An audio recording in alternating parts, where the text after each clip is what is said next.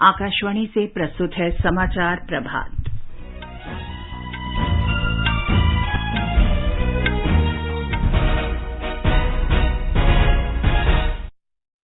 प्रधानमंत्री नरेंद्र मोदी आज video conference के माध्यम से 75 डिजिटल बैंकिंग यूनिट राष्ट्र को समर्पित करेंगे। प्रधानमंत्री ने वैज्ञानिक समुदाय से अनाज और बाजरे की नई किस्मों में पौष्टिकता बढ़ाने के लिए तकनीकी समाधान लाने का आह्वान किया। मध्य प्रदेश हिंदी माध्यम में चिकित्सा शिक्षा प्रदान करने वाला पहला राज्य बनेगा। गृह मंत्री अमित शाह आज भोपाल में हिंदी भाषा में अध्ययन सामग्री जारी करेंगे। भारत और मिस्र ने क्षेत्रीय घटनाक्रमों पर विचार विमर्श किया। यूक्रेन संघर्ष और हिंद प्रशांत क्षेत्र पर बातचीत की। वायु गुणवत्ता प्रबंधन आयोग ने राष्ट्रीय राजधानी क्षेत्र और आसपास के क्षेत्रों में वैधानिक निर्देशों का उल्लंघन करने वाली 491 इकाइयों को बंद करने का निर्देश दिया।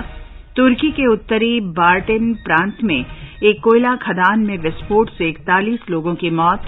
काहिरा में ISSF विश्व चैंपियनशिप में भारत ने 3 स्वर्ण पदक जीते और क्रिकेट में भारत ने श्रीलंका को 8 विकेट से हराकर 7वां महिला T20 एशिया कप जीता।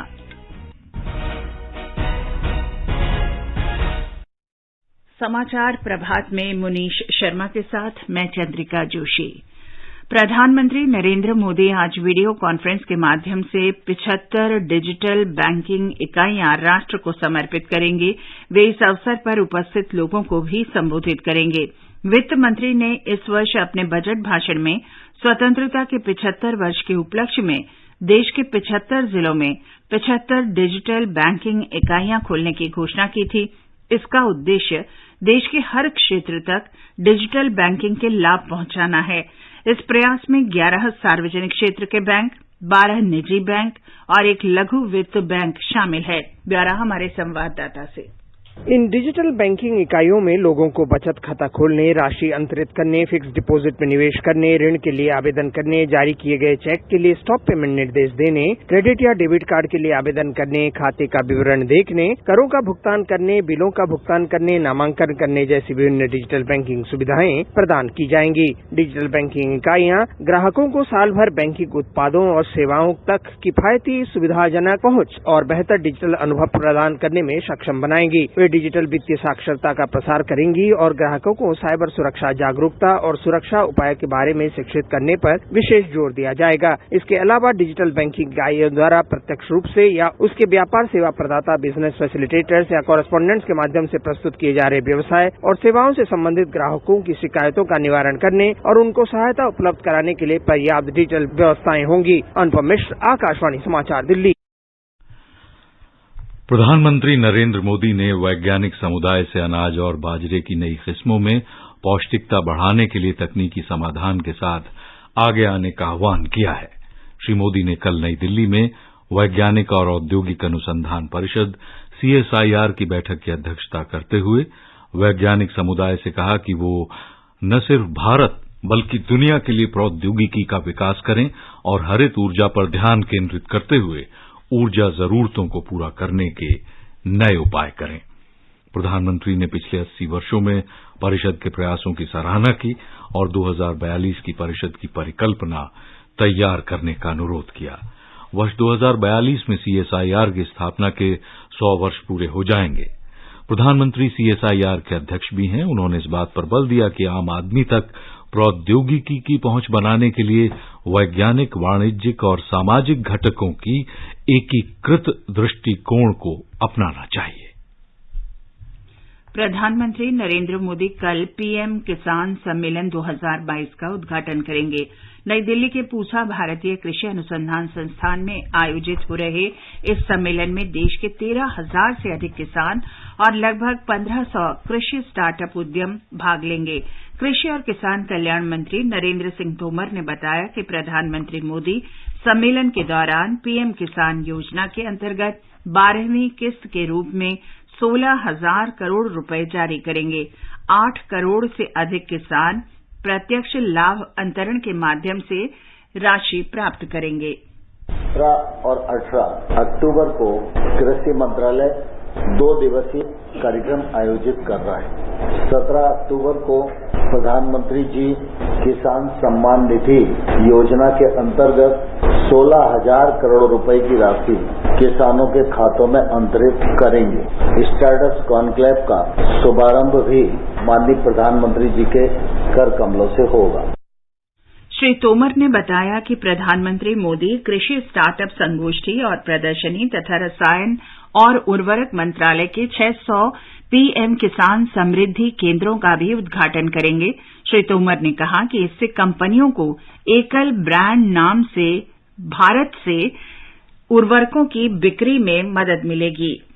उर्वरक मंत्रालय के माध्यम से भी एक बहुत महत्वाकांक्षी कार्यक्रम एक राष्ट्र एक उर्वरक शुरू किया जा रहा है। फर्टिलाइजर मिनिस्ट्री के इस महत्वपूर्ण कार्यक्रम से जहां एक ओर किसानों को सुविधा बढ़ेगी, वहीं कामकाज में ट्रांसपेरेंसी भी आएगी और एक रूपता भी बढ़ेगी। प्रधानमंत्री उर्वरक पर ई मैगजीन इंडियन एज का भी शुभारंभ करेंगे।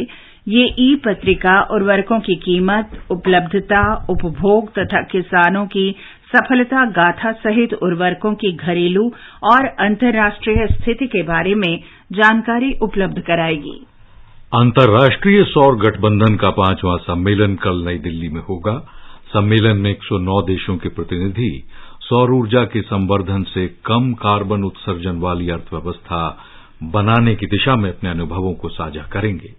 गठबंधन के महानिदेशक डॉक्टर अजय माथुर ने आकाशवाणी को आगामी वैश्विक सम्मेलन की प्राथमिकताओं और मुख्य विषयों के बारे में बताया। उन्होंने कहा कि सम्मेलन में एक प्रमुख विषय इन देशों में सौर ऊर्जा के लिए निवेश जुटाना है। वार्षिक अधिवेशन में 2 बड़े बड़े मुद्दे हम लोग रख रहे हैं सामने।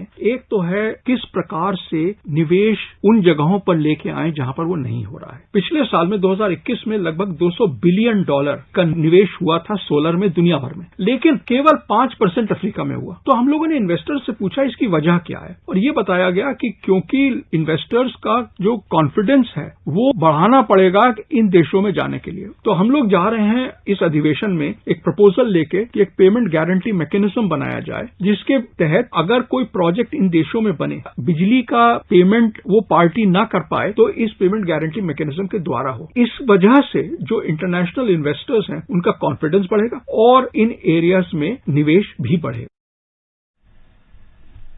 गृह मंत्री अमित शाह आज मध्य प्रदेश में भोपाल में हिंदी माध्यम से चिकित्सा विज्ञान के अध्ययन का शुभारंभ करेंगे।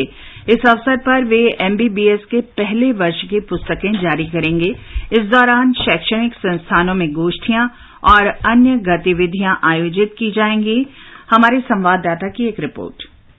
भोपाल के लाल परेड ग्राउंड में दोपहर 12 बजे आयोजित इस कार्यक्रम में गृह मंत्री अमित शाह चिकित्सा विज्ञान की हिंदी में तैयार 3 पुस्तकों का विमोचन करेंगे। मुख्यमंत्री शिवराज सिंह चौहान ने बताया कि मध्य प्रदेश देश का पहला राज्य है जहां हिंदी माध्यम से चिकित्सा और इंजीनियरिंग की शिक्षा दी जा रही है। मध्य प्रदेश के लिए गौरव का विषय है कि हिंदी में मेडिकल और इंजीनियरिंग की पढ़ाई करने वाला पहला राज्य है, और इस अवसर पर हिंदी की पुस्तकों का लोकार्पण करने और पढ़ाई प्रारंभ करने हमारे देश के यशस्वी गृह मंत्री श्रीमान अमित शाह जी भोपाल पधार रहे हैं।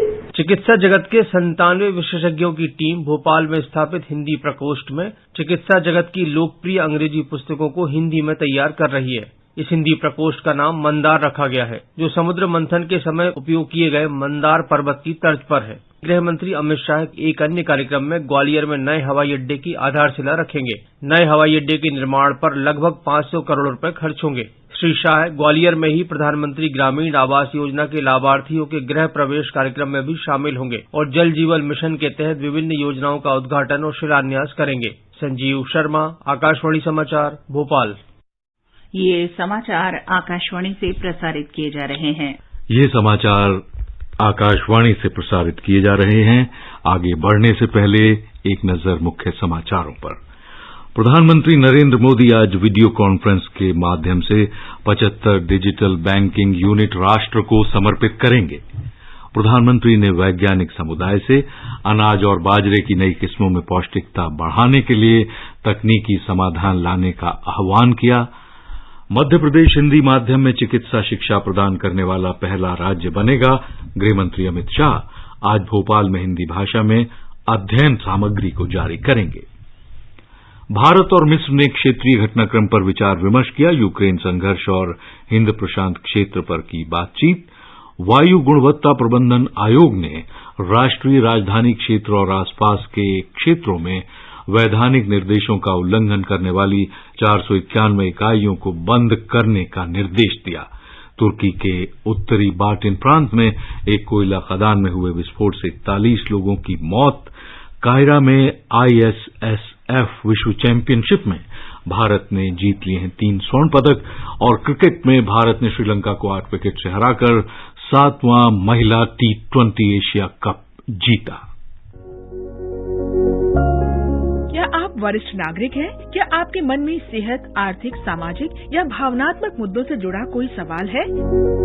आकाशवाणी आपके लिए लेकर आया है कार्यक्रम एक कदम और बुजुर्गों के लिए, हर रविवार रात 9:30 बजे FM गोल्ड पर।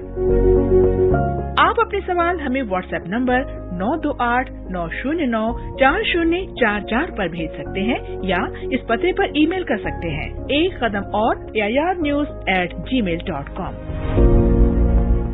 वित्त मंत्री निर्मला सीतारमण ने कहा है कि भारत G20 की अध्यक्षता के दौरान संसाधनों की समान उपलब्धता से जलवायु वित्त बढ़ाने के लिए बहुपक्षीय विकास बैंकों की संभावनाओं की तलाश करेगा।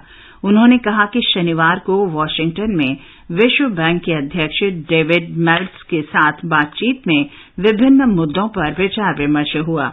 इनमें G20 की भारत की अध्यक्षता, बहुपक्षीय विकास बैंकों की पूंजी बढ़ाने, ऋण जोखिमों के समाधान और भारत के साथ विश्व बैंक समूह का संपर्क बढ़ाना शामिल है। सुश्री सीतारमण ने विकास बैंक समिति की रचनात्मक बैठक और पिछले 2 वर्ष के दौरान भारत को सहयोग के लिए श्री डेविड का आभार व्यक्त किया। भारत सरकार के वित्तीय समावेशन और डिजिटीकरण पहल की सराहना करते हुए श्री डेविड ने वित्त मंत्री निर्मला सीतारमण को आश्वासन दिया कि भारत सरकार के ये उपाय इस चुनौती भरे समय में गरीबों की मदद के लिए सरकारी प्रयास के तौर पर अन्य वित्त मंत्रियों के समक्ष रखे जाएंगे।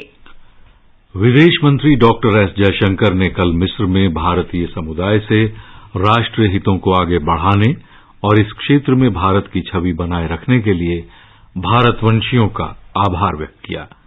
विदेश मंत्री ने उन्हें पारंपरिक रूप से मजबूत संबंधों को आगे बढ़ाने तथा व्यापार और निवेश, संपर्क, शिक्षा, स्वास्थ्य और अन्य क्षेत्रों में नए अवसर उपलब्ध कराने के बारे में जानकारी दी। उन्होंने भारत में जारी रचनात्मक परिवर्तनों के बारे में भी बातचीत की।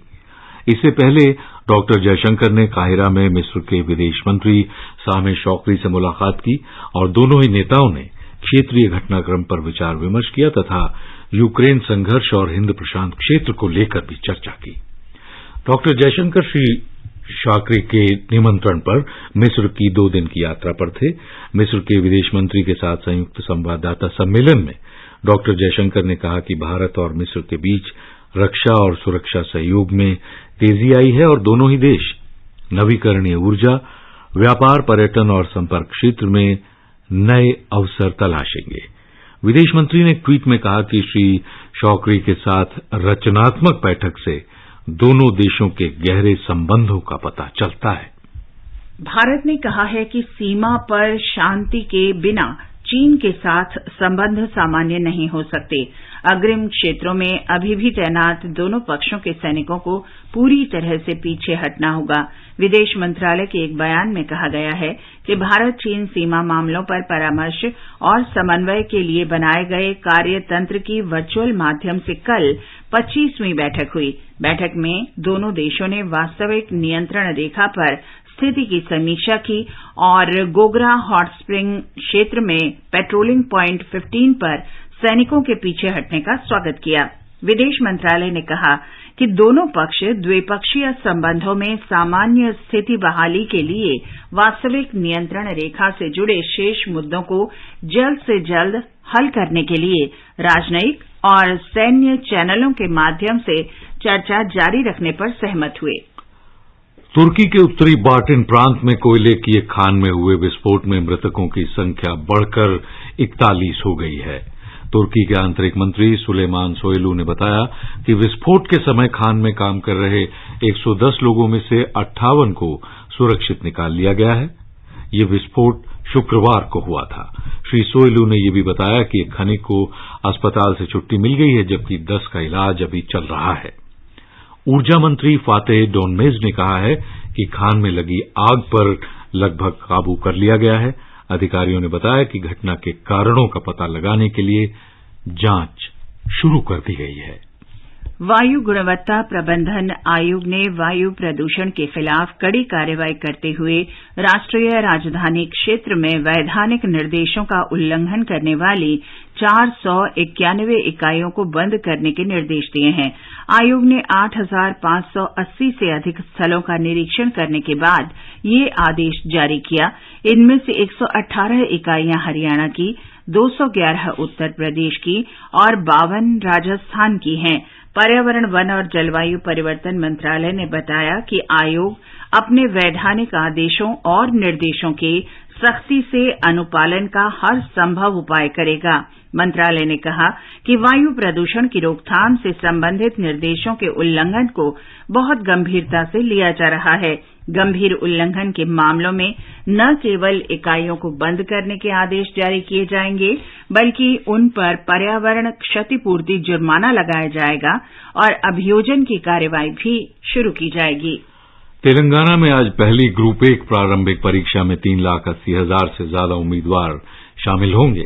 तेलंगाना राज्य लोक सेवा आयोग ने राज्य के 1,019 परीक्षा केंद्रों पर परीक्षा संबंधी सभी प्रबंध कर लिए हैं। परीक्षा सवेरे 10:30 बजे से दोपहर 1 बजे तक चलेगी। उम्मीदवारों को परीक्षा कक्ष में सवेरे 8:30 बजे से प्रवेश की अनुमति होगी। उम्मीदवारों की मदद के लिए सभी 33 जिला मुख्यालयों में हेल्प डेस्क लगाए गए हैं। सिर्फ हैदराबाद में ही लगभग 100 परीक्षा केंद्र बनाए गए हैं। भारत ने महिला एशिया कप क्रिकेट का खिताब जीत लिया है। सिलहट में कल फाइनल मुकाबले में भारत ने श्रीलंका को 8 विकेट से हराकर 7वीं बार खिताब अपने नाम किया। रेणुका सिंह को प्लेयर ऑफ द मैच और दीप्ति शर्मा को प्लेयर ऑफ द टूर्नामेंट चुना गया। प्रधानमंत्री नरेंद्र मोदी ने महिला एशिया कप जीतने पर टीम इंडिया को बधाई दी है।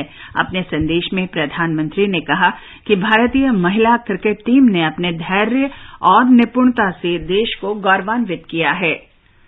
मिस्र की राजधानी काहिरा में ISSF विश्व निशानेबाजी चैंपियनशिप में भारत को कल 3 स्वर्ण पदक मिले। इसके साथ ही भारत 4 स्वर्ण और 3 कांस्य पदक के साथ पदक तालिका में दूसरे स्थान पर है। कल भारत के उदयवीर सिद्धू ने पुरुषों के जूनियर वर्ग की 25 मीटर और स्टैंडर्ड पिस्तौल स्पर्धा में स्वर्ण पदक जीता। ईशा सिंह ने महिलाओं के जूनियर वर्ग में 25 मीटर पिस्तौल स्पर्धा में स्वर्ण पदक हासिल किया। चीन 8 पदकों के साथ पहले स्थान पर है। भारत का सबसे बड़ा लोक सेवा प्रसारक आकाशवाणी समाचार आजाद भारत की बात आकाशवाणी के साथ श्रृंखला में स्वतंत्रता के 75 वर्ष पूरे होने का उत्सव मना रहा है। इस कार्यक्रम में आकाशवाणी के माध्यम से जीवन के विभिन्न क्षेत्रों में स्वतंत्रता के बाद भारत की विकास यात्रा के बारे में जानकारी दी जाती है। और आज की कड़ी में हम बात करेंगे एक भारत श्रेष्ठ भारत कार्यक्रम के बारे में।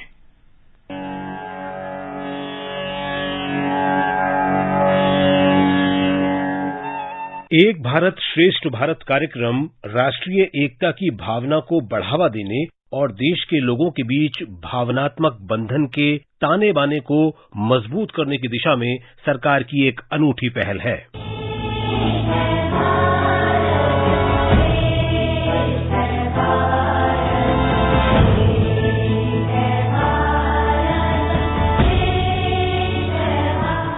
प्रधानमंत्री नरेंद्र मोदी ने 31 अक्टूबर 2015 को सरदार वल्लभ भाई पटेल की 140वीं जयंती पर एक भारत श्रेष्ठ भारत कार्यक्रम की शुरुआत की थी। सरदार वल्लभ भाई पटेल ने स्वतंत्रता के बाद देश के एकीकरण में महत्वपूर्ण भूमिका निभाई थी।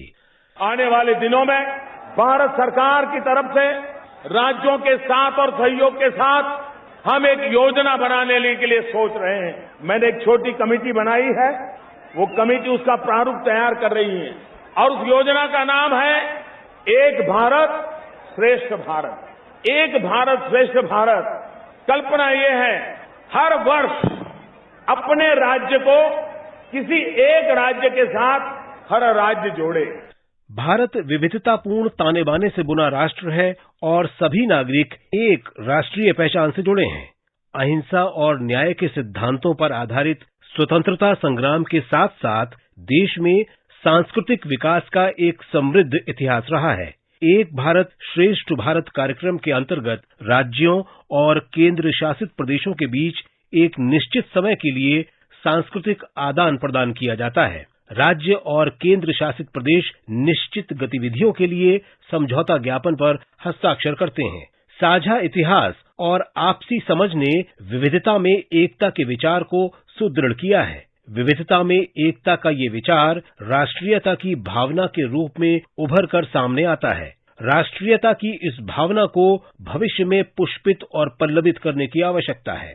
एक भारत श्रेष्ठ भारत कार्यक्रम का उद्देश्य एक ऐसे राष्ट्र का उत्सव मनाना है जहां अलग अलग भौगोलिक क्षेत्रों की विभिन्न संस्कृतियों के लोग एक दूसरे के साथ मिलजुल कर रहते हैं। विविध व्यंजनों, भाषाओं, नृत्य, संगीत, फिल्मों, रंगमंच, हस्तशिल्प, साहित्य, खेल, त्योहारों, मूर्तिकला और चित्रकला की अभिव्यक्ति लोगों के बीच बंधुत्व को मजबूत करती है। प्रधानमंत्री मोदी का एक भारत श्रेष्ठ भारत का आह्वान राष्ट्र की विविधता और राष्ट्रीय एकता की भावना को बढ़ावा देने का उत्सव है। भारत भूमि पर 1 अरब से अधिक लोग रहते हैं, लेकिन विचार केवल एक ही है, राष्ट्र का कल्याण।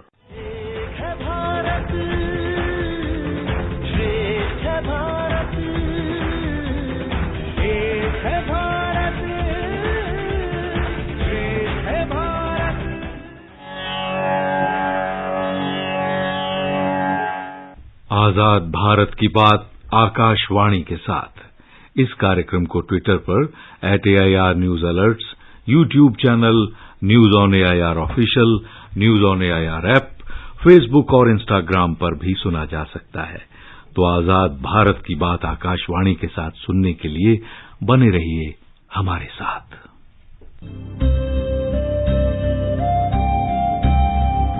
आजाद भारत की बात आकाशवाणी के साथ स्वतंत्रता के 75 वर्ष का उत्सव, जीवंत यात्रा की स्मृतियां, स्वतंत्र भारत की उपलब्धियां और कुछ रोमांचक पल सुनना न भूलें।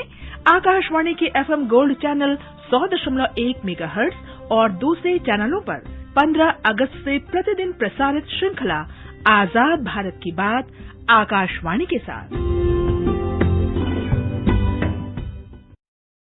भारत ने वैश्विक भुखमरी सूचकांक रिपोर्ट 2022 को खारिज कर दिया है।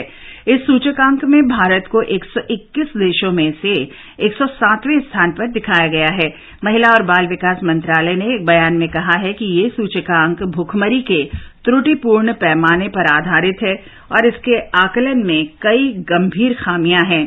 वक्तव्य में कहा गया है कि भारत को अपनी आबादी की खाद्य सुरक्षा और पोषण संबंधी जरूरतें पूरी नहीं करने वाले देश के रूप में प्रस्तुत करना इसकी छवि को धूमिल करने के लगातार किए जा रहे प्रयासों के तहत है। मंत्रालय ने कहा है कि ये रिपोर्ट न केवल जमीनी वास्तविकता से दूर है, बल्कि इसमें जानबूझकर खाद्य सुरक्षा सुनिश्चित करने के, विशेषकर कोविड महामारी के दौरान सरकार के प्रयासों को नजरअंदाज किया गया है। और अब मौसम। दिल्ली और आसपास आसमान साफ रहेगा। तापमान 17 से 32 डिग्री सेल्सियस के बीच रहने का अनुमान है। मुंबई और चेन्नई में गरज के साथ बौछारें पड़ सकती हैं। कोलकाता में आंशिक रूप से बादल छाए रहेंगे। जम्मू, श्रीनगर, मुजफ्फराबाद, लेह और गिलगित में आसमान साफ रहेगा। तापमान 13 डिग्री से 32 डिग्री सेल्सियस के बीच रह सकता है। गुवाहाटी में आंशिक रूप से बादल छाए रहेंगे। अगरतला में कोहरा छाने की आशंका है। इम्फाल और शिलंग में आसमान साफ रहेगा। गंगटोक में भी आसमान साफ रहने का अनुमान है। और मुनीश, अब आप ये बताएं आज के समाचार पत्रों में क्या विशेष है? चंद्रिका जी, देखिए आज तो जो भी अखबार उठाइए सभी पर छाए हुए हैं भारतीय महिला क्रिकेट टीम के मुस्कुराते खिले खिले चेहरे। अमर उजाला कहता है बेटियों ने 7वीं बार जीत लिया एशिया कप। राजस्थान पत्रिका ने पहले पन्ने पर भारतीय टीम के मुस्कुराहट से खिले चेहरों के चित्र के साथ छापा है 7वीं बार चैंपियन। दैनिक भास्कर के शब्द हैं लड़कियां 7वीं बार एशिया की सरताज, और दैनिक ट्रिब्यून कहता है लंका विजय से बेटियों का 7वां एशियाई अश्वमेध। जनसत्ता, नवभारत टाइम्स, अमर उजाला और दैनिक भास्कर ने कश्मीर में आतंकवादियों के इस साल में चौथे लक्षित हमले की खबर को प्रमुखता दी है। नवभारत टाइम्स कहता है घाटी में फिर कश्मीरी पंडित की जान गई। हिंदुस्तान कहता है कायराना हरकत, उपराज्यपाल ने कहा दोषियों को कड़ी सजा दी जाएगी। राष्ट्र विरोधी गतिविधियों में शामिल होने के आरोप में 5 सरकारी कर्मचारियों की बर्खास्तगी भी साथ ही प्रकाशित की गई है। अमेरिकी राष्ट्रपति जो बाइडेन के इस बयान की सबसे खतरनाक देशों में से एक है पाकिस्तान, इसे आज सभी अखबारों ने पहले पन्ने पर प्रमुखता दी है। बिना सुरक्षा परमाणु हथियारों पर अमेरिका की चिंता भी साथ ही है। जनसत्ता कहता है आशंका जताई कि पाकिस्तान के परमाणु हथियार आतंकवादियों के हाथ लग सकते हैं, जबकि हिंदुस्तान ने लिखा है बाइडेन ने पाकिस्तान को दिखा दिया आईना। मातृभाषा में एमबीबीएस की देश में पहली बार पढ़ाई मध्य प्रदेश में शुरू करने पर हरिभूमि कहता है चिकित्सा क्षेत्र में अब आएगी क्रांति, जबकि राजस्थान पत्रिका लिखता है मध्य प्रदेश की पहल हिंदी में मेडिकल की पढ़ाई। लोक सत्य ने प्रधानमंत्री के सहज और सरल भाषा में कानून लिखने के आह्वान को भी अपनी पहली खबर बनाया है। हरिभूमि ने विस्तार से विश्लेषण के साथ लिखा है नए साल से सस्ता मिलेगा ईंधन, एथेनॉल मिश्रित पेट्रोल दिसंबर या जनवरी से बाजार में आ सकता है। दैनिक भास्कर की खबर है अमेरिका में भारतीयों की तरह बचत करने लगे लोग, 50 साल में सबसे कम है बेरोजगारी की दर, लेकिन नौकरी होने के बाद भी मंदी का अंदेशा। पत्र लिखता है अमरीकियों ने लगातार बढ़ती महंगाई के बाद भारतीयों से सबक सीखा। दिल्ली एनसीआर में दीपावली से पहले दूध के दाम फिर बढ़ने पर दैनिक ट्रिब्यून का शीर्षक है दूध में फिर उबाल, जबकि नवभारत टाइम्स लिखता है सड़कों पर किया शोर तो नहीं रहेगी खैर, नहीं चलेगा प्रेशर हॉर्न, अतिक्रमण पर भी होगा एक्शन। पत्र ने लिखा है दिल्ली में वायु प्रदूषण की तरह ध्वनि प्रदूषण गंभीर स्थिति में। और अंत में मुख्य समाचार एक बार फिर। प्रधानमंत्री नरेंद्र मोदी आज वीडियो कॉन्फ्रेंस के माध्यम से 75 डिजिटल बैंकिंग यूनिट राष्ट्र को समर्पित करेंगे। प्रधानमंत्री ने वैज्ञानिक समुदाय से अनाज और बाजरे की नई किस्मों में पौष्टिकता बढ़ाने के लिए तकनीकी समाधान लाने का आह्वान किया है। मध्य प्रदेश हिंदी माध्यम में चिकित्सा शिक्षा प्रदान करने वाला पहला राज्य बनेगा। गृह मंत्री अमित शाह आज भोपाल में हिंदी भाषा में अध्ययन सामग्री जारी करेंगे। भारत और मिस्र ने क्षेत्रीय घटनाक्रमों पर विचार विमर्श किया। यूक्रेन संघर्ष और हिंद प्रशांत क्षेत्र पर बातचीत की। वायु गुणवत्ता प्रबंधन आयोग ने राष्ट्रीय राजधानी क्षेत्र और आसपास के क्षेत्रों में वैधानिक निर्देशों का उल्लंघन करने वाली 491 इकाइयों को बंद करने का निर्देश दिया। तुर्की के उत्तरी बाटिन प्रांत में कोयला खदान में विस्फोट से 41 लोगों की मौत। काहिरा में आईएसएसएफ विश्व चैंपियनशिप में भारत ने 3 स्वर्ण पदक जीते।